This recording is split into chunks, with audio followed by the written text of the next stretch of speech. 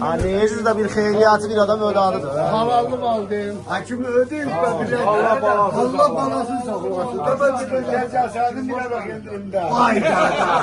Haram oğlum. Kim ödedi diyor. Ama neyiniz değil adın sayın.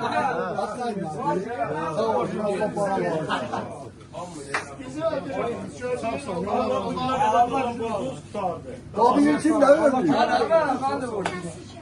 Zahiri, payız, bizgo, kimin borcu vardı hamısı dəftəri aldılar apardılar. Aldığına sağlık. Dəftəri sattılar. Allah versin, Allah arzu muradı var versin, Allah razı olsun. Allah razı olsun. Sağ olsun. Buran'a.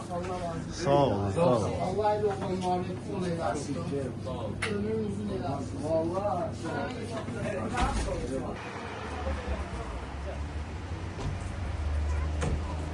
Hara gedirsiniz?